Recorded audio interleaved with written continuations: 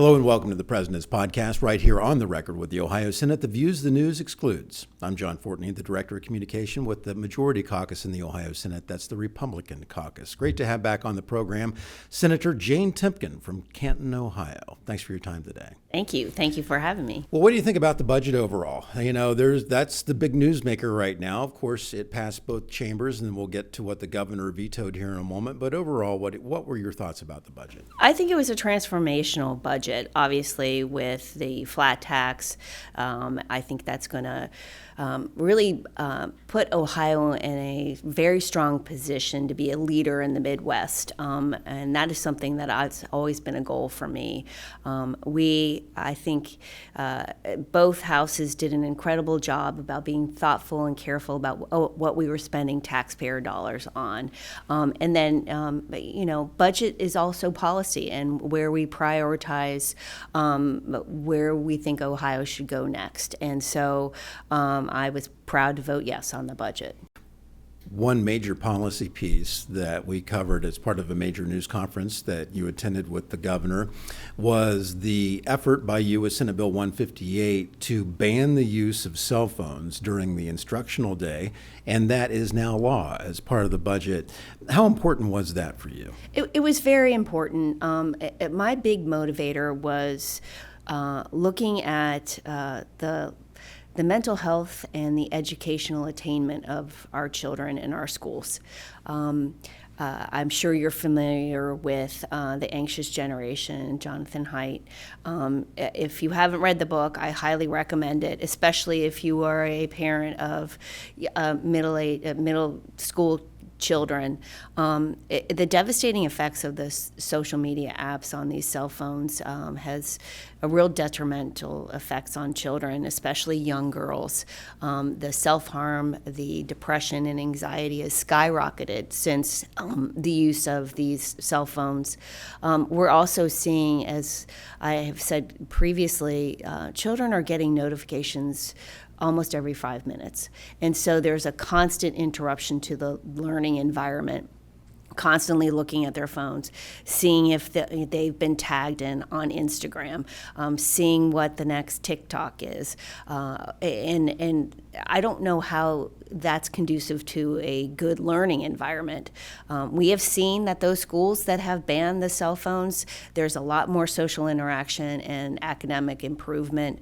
I have anecdotally, so many of parents have come up to me and said, thank you for doing this. In a way, it had to be done because I think that parents were looking for someone to sort of lay the hammer down and say, we're not doing this anymore.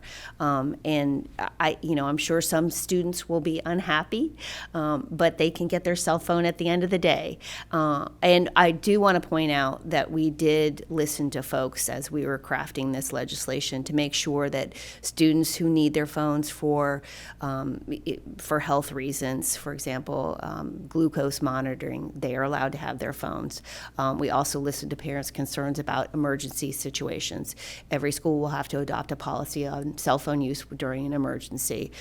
So I'm proud of this piece of legislation. I look forward to seeing some good results going forward. Well, yeah, I think when you just look at what it does to your psyche and how it almost reconditions your brain to constantly be scrolling every 15 seconds and what that does to your programmable attention span, apply that to a teenage level. How do they ever learn anything in the classroom for 45 minutes then? Well, and they're constantly interrupted, and I'm sure it's a huge frustration for teachers. And we also know a lot of cyberbullying goes on with those schools. At least these kids can put them away. They can interact. We've seen such a decrease in social interaction among children, and I think it's really harmful. How many of us have seen kids just sitting at the restaurant with their parents, and the parents are talking, the family's talking, but the kids got their phone in their, right up in their face. They're not looking up, they're not talking. We're social human beings.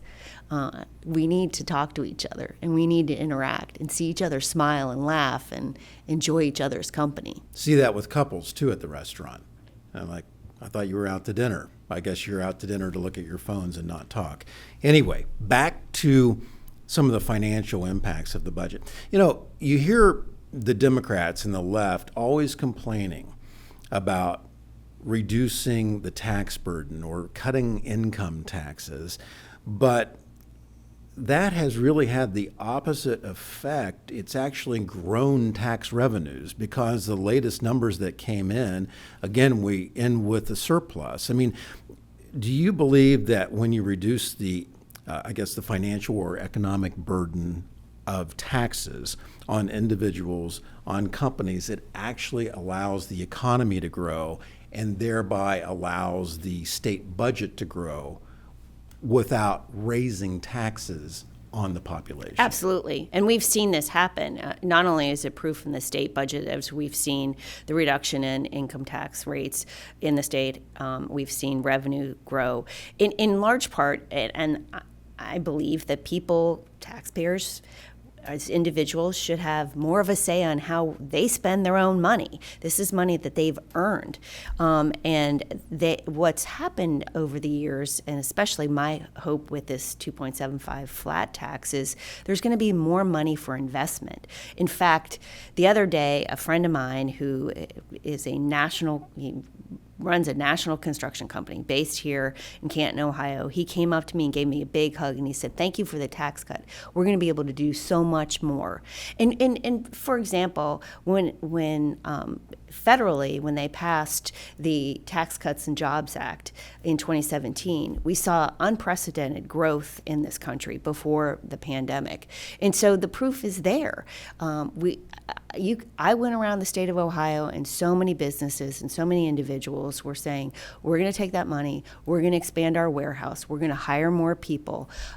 It is a growth factor, and it raises everything up. As you said, we have more revenue. I'm looking forward to seeing what it does for the state of Ohio in attracting businesses here, more and more jobs, more people moving. I mean, we have to be competitive with every other state in this nation, and I want Ohio to be a shining beacon in this country. I saw where this week CNBC came out with its top states to do business in or to establish a business, and Ohio broke into the top 5. Now fifth. I think North Carolina was first, Ohio top 5, and a lot of it due to tax policy. Absolutely. Tax policy and energy policy.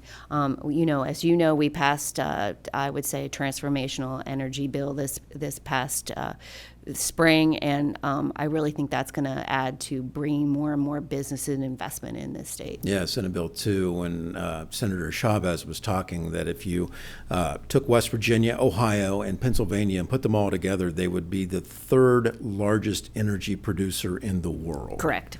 And we have more there to produce. And I'm a big believer that, we should be using the resources that God has blessed the state with and use it responsibly and make sure that we're growing and adding more jobs and benefiting all Ohioans. Something that's made a lot of headlines, of course, was the governor's line item vetoes of certain aspects of the budget. I believe there were 67 line item vetoes. Something that drew some pushback from the legislature were his line item vetoes on the key parts of the property tax reform that both the Senate and the House passed. Among them, abolishing emergency and replacement levies, those levies that operate outside the 20 mil floor. In general, what do you think about the legislature coming back? The House is coming back July 21st for its veto override. You have to have 3/5 of each chamber to override the line item vetoes. So that's 60 votes in the House and 20 in the Senate. Is that something that you support taking a hard look at and overriding? Well, of course, we'll see what the House decides. This initiates with them. But the reality is, we have heard from people all across the state of Ohio that they are suffering under high property taxes. It has become untenable for many people. Their bills have doubled, tripled. And so it's the responsibility of the state legislature to do something about it. And look, I do not want to take away from our municipalities and our schools and their ability to tax property where they feel that they need to use that money to invest and to run their fire department, run their police station, run their school. We need to make sure that happens, but it has gotten out of control. And the reality is, our voters don't understand these levies. They don't understand what millage means. They don't understand the difference between an emergency levy, a replacement levy, and a renewal levy. The legislature was attempting to really create transparency and, quite frankly, put more control into the county budget commissions that can say, hey guys, you've got $50 million in operating dollars in your bank account. That's $50 million of taxpayers' money, and you're sitting on it. We don't think you should be adding more to that. And so I think that's local control. I think it was responsible and reasonable response to the high property tax situation we have in this state. Yeah, local control, transparency, and I know, as President McCauley has talked about, the effort from the Senate side with the reforms that came in were to really return the property tax system back to its anti-inflationary guardrails that it had when originally passed. Correct. And we all know that with the interest rates as they are and home values that have gone up significantly, there's more and more of that inflationary property tax. On the one hand, our values in Ohio are going up, which could be good. The other hand, we have a real housing crisis. We have people that are not able to leave their houses. So, I'm hoping that there is a drop in interest rates. I think that will be some relief across the country and especially in Ohio. Yeah, cost of living certainly has an impact on the economy when, consumer spending is 2/3 of the economy. But if you're a low tax state but high tax on the local level, then it winds up costing you if people are strapped to make their mortgage payment, to make their property tax payment. And so that's something that the General Assembly was really trying to address. And especially also raising the homestead exemption, giving relief to our senior citizens and our veterans. That was very important to me. And I don't think we need another commission. We've done a study. We just had one. We like did a study year. on. So I think we need to act because we also know that there are a lot of people who want to eliminate property taxes entirely in the state, and that I've seen estimates of that's $22 billion hit. Where's that money going to come from? Yeah. Tax credits are always something that the General Assembly debates and tries to take a look at. But tax credits certainly have gone a long way, certainly in your district, into making improvements in downtown, into community revitalization. Tell me where you stand on tax credits. I think tax policy is important and it drives things. It makes people make decisions as to where to invest. I'm a big believer in our historic tax credits. Ohio has so many wonderful places. Downtown Canton, downtown Massillon, you see them, those wonderful buildings that should be preserved. And those historic tax credits allow for that investment that wouldn't happen otherwise.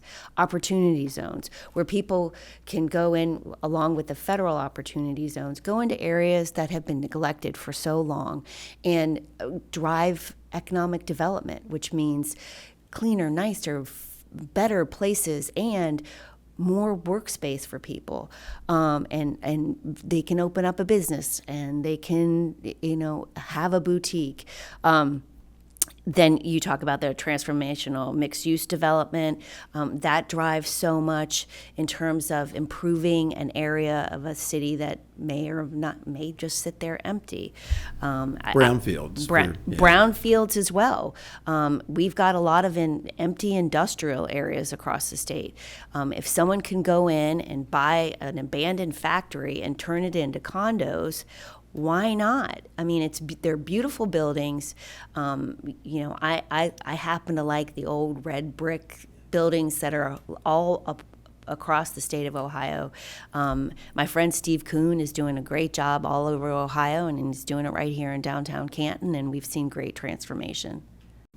One thing that Senator Schuring, late Senator Kirk Schuring, really was a force for was putting Ohio on the map for Hollywood. and that was the film tax credit program. And it was controversial, but he had a great way, a unique way of doing business and really bringing everybody to the table.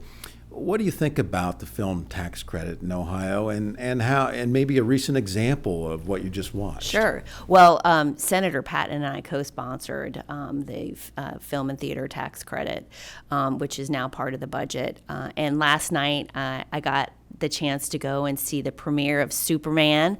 I recommend it highly to every Ohioan. It was filmed in Cleveland and Cincinnati, and they used our film and theater tax credits to do that. The incredible thing about, and by the way, you will see downtown Cleveland, you'll see the Guardian Stadium, you'll see Union Terminal in Cincinnati, places you'll recognize and go, oh, I've been there before, and Superman is flying around.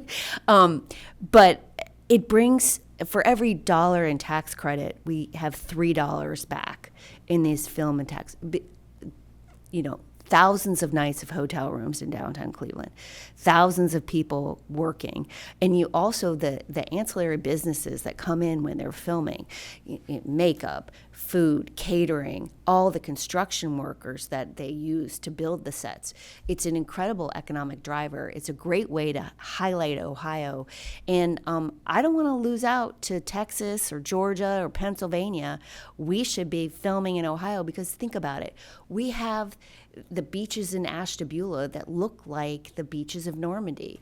We have your hometown, Marietta, that could be any wonderful city in the middle of historic Ohio. And it's fantastic, and we should highlight it. And it brings jobs and economic development or economic improvement in Ohio. You think about the cost of doing business in places like California. Hollywood's looking for a break. Yes. Right? So you come to Ohio, and so you have the Great Lake, you have Lake Erie, right? And Cleveland and Cincinnati and Columbus, all the big cities. Right.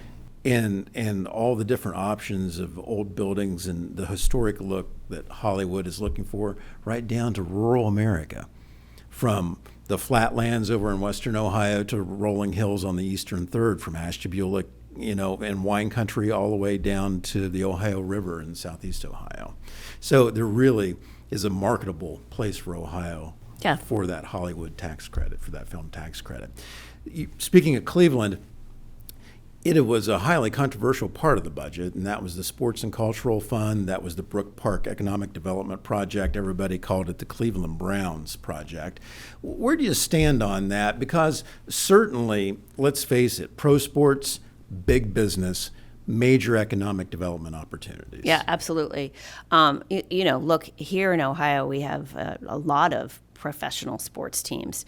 And I think it's incredibly important for the state to have and keep these professional sports teams, whether it's the Cincinnati Bengals, the Cleveland Browns, FC Cincinnati, all of these great organizations.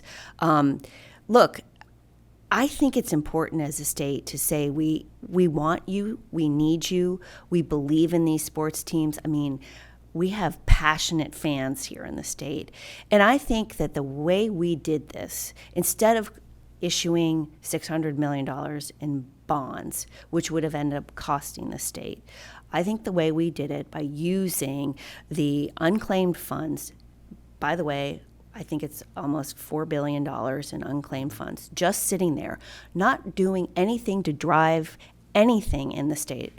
We're using that money to make investment, not just for the Cleveland Browns, but this is for other sports and cultural facilities. So I've had organizations say to me, we are looking at potentially applying for that in their cultural organizations. So it brings vitality and excitement into the state. I think it's worth it. And by the way, anybody who has, thinks they have unclaimed funds, I think it's unclaimedfundsohio.org.